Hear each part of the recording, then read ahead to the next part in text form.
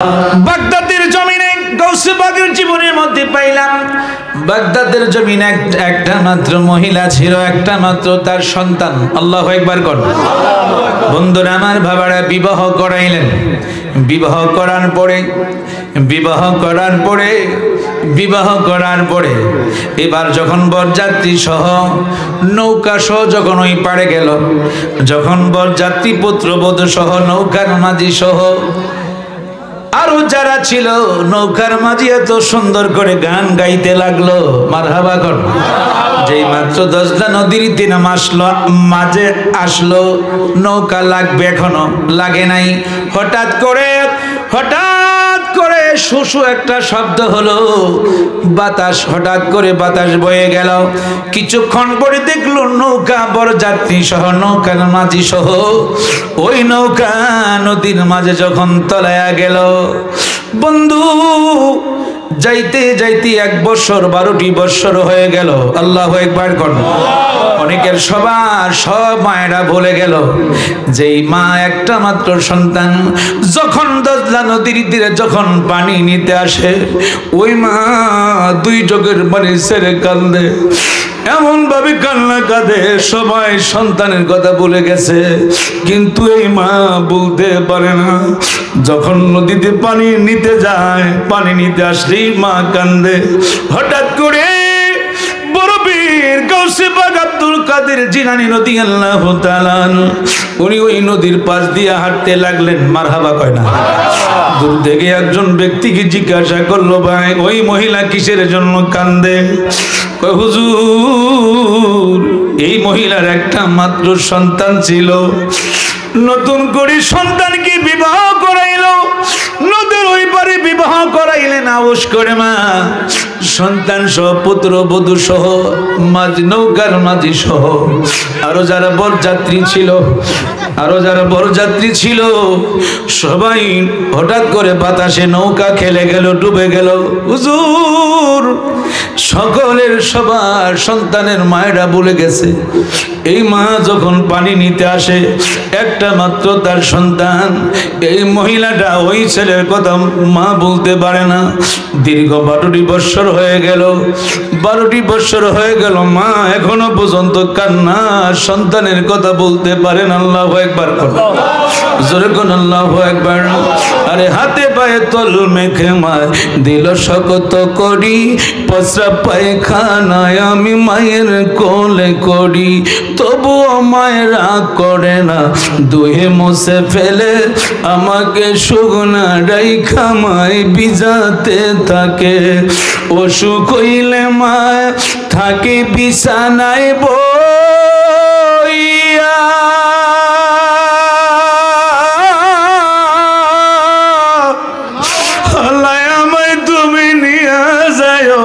সন্তানের নিও না, দুঃখের দরদি আমার জনম দুঃখী মা, দুঃখের দরদি আমার জনম দুঃখী মা।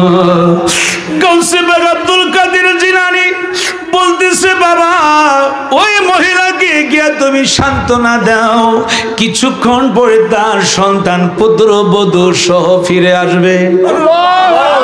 আরো আস্তে কয়।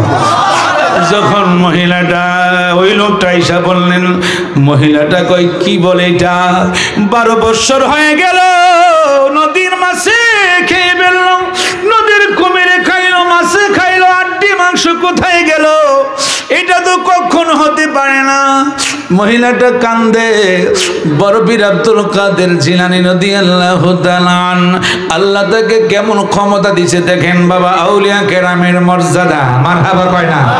এবার গাউসে পাক বড় বীর আব্দুল কাদের জিলানী উনি একটু দূরে গিয়া সেজদায় পড়লেন। সেজদায় পড়ে বলে, আল্লাহ আল্লাহ,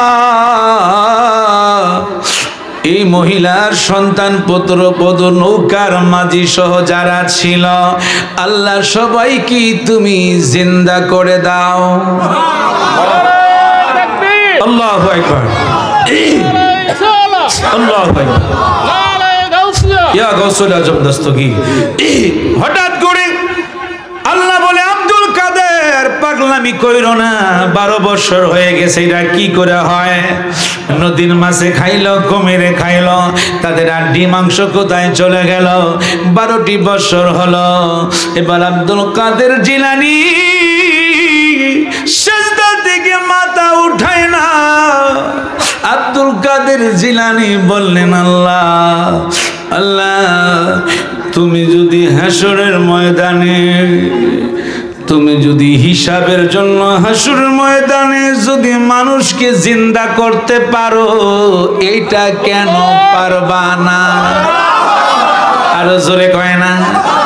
পাগল রে তুই নিরালাতে থাকবি কার আশায়, পাগল রে তুই নিরা থাকবি কার আশায়, আমার গৌসে পাকের নাম জপিলে আল্লাহ পাওয়া যায়, আমার গৌসে পাকের নাম জপিলে পাওয়া যায়। একসাথে, পাগল রে তুই নিরালাতে থাকবি কার আশায়, পাগল রে তুই নিরালাতে থাকবি শায়, আমার গৌসে পাকের নাম জপিলে আল্লাহ পাওয়া যায়, আমার গৌসে পাকের নাম জপিলে আল্লাহ পাওয়া যায়। কিছুক্ষণ পরে আব্দুল কাদের জিলানী বললেন, আল্লাহ তুমি যদি হাসর ময়দানে মানুষকে যদি পুনরায় জিন্দা করতে পারো, এটা কেন তুমি পারবা না? আর জোরে কয় না? আল্লাহরে দিছে আটকায়া, আল্লাহ যদি না পারো তাও তুমি আমারে কও, আমি তোমার গোপন বেদ প্রকাশ কইরালাম। আর জোরে কর না কেন?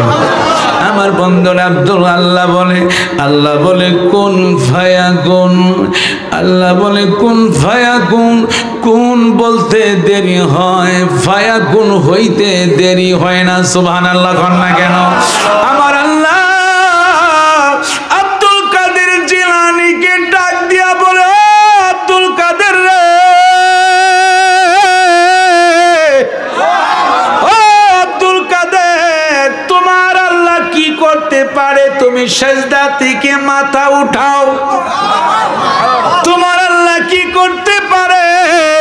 তুমি সিজদা থেকে মাথা উঠাও।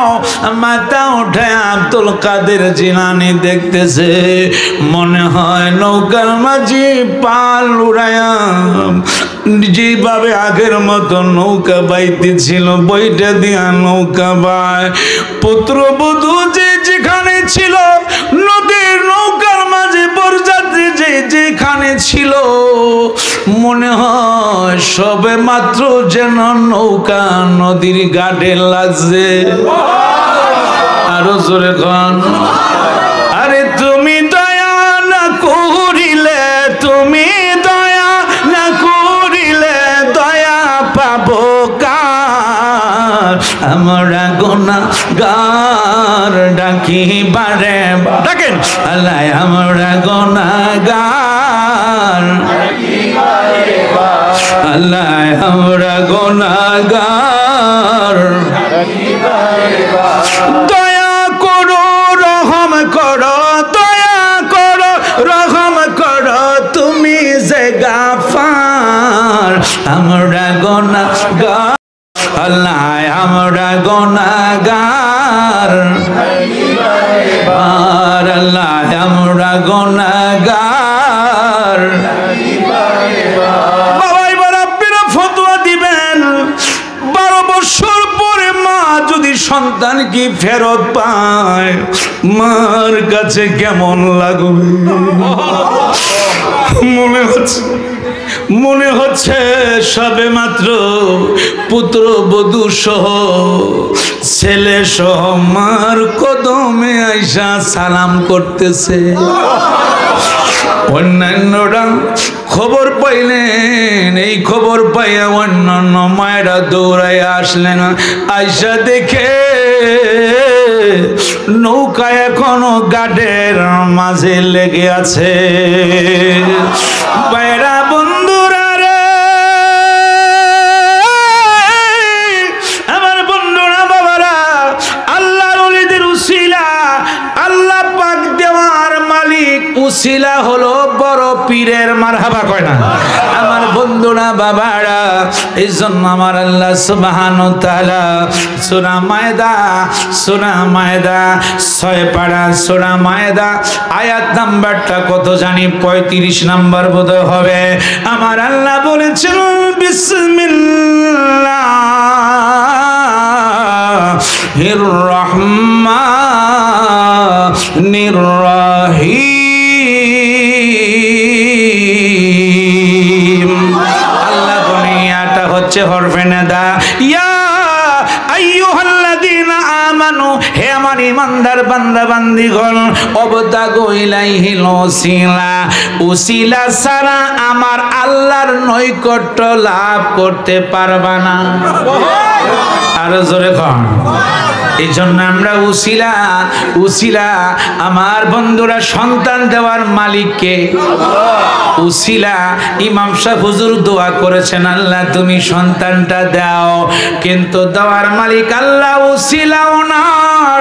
বন্ধুরা এই জন্য বলছি মা কোনোদিন অধৈর্য হবেন না। যাদের সন্তান নাই এখনো মা স্বামীর বাদ কোনোদিন মা না খেয়ে যাবেন না।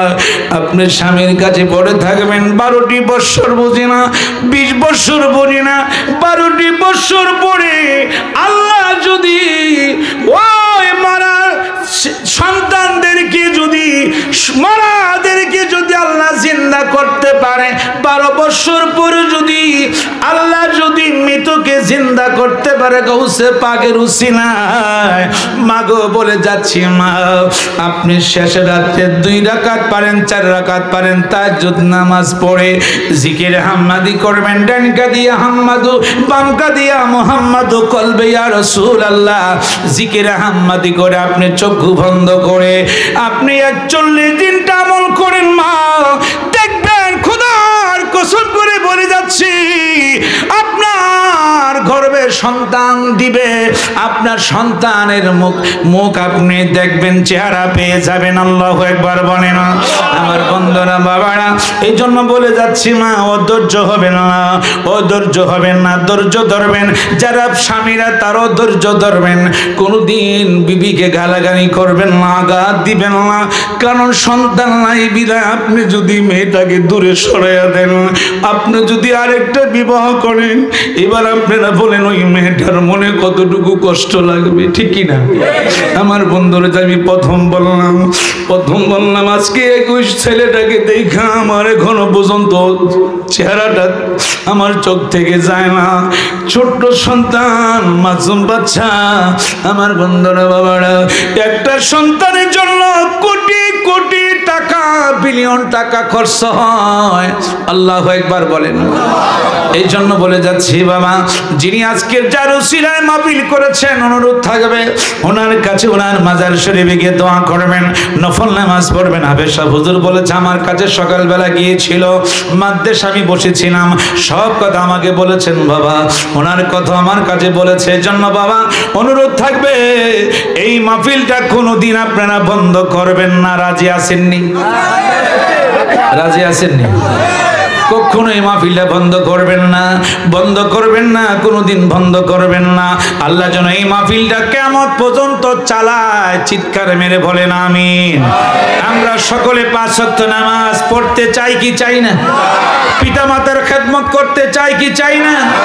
মুরব্বিদেরকে দেখলে যুবক ভাইরা বলবেন আমরা কি দিব? সালাম। কি দিব? সালাম। পিতা মাতার খেদমত সবাই করবেন তো ইনশাআল্লাহ? জোরে কয় না? ইমাম সাহেবদেরকে দেখলে কি দিবেন? সালাম দিবেন। জিজ্ঞাসা করবেন হুজুর কেমন আছেন, ভালো আছেননি? এই আমাকে যেখানে পান ডাক দিবেন, জিজ্ঞাসা করবেন সালাউদ্দিন হুজুর কেমন আছেন। এই যে একটা ভালোবাসা, এই যে একটা মহব্বত, আন্তরিকতা বাবা, এর আপনাদের দোয়া। টাকা পয়সার পিছনে আমি বিক্রি হই নাই, বুঝছেন? টাকা পয়সা দেওয়ার মালিককে আল্লাহ, বুঝছেন? টাকা পয়সা দিয়ে আমাকে আনতে পারবেন না, এটা আনার আপনাদের সম্ভব হবে না। দূরের প্রোগ্রামের হাদিয়া শুনলে আপনারা পাগল হবেন। আল্লাহ আমাকে দিচ্ছে, আমিন কর, জোরে কর আমিন।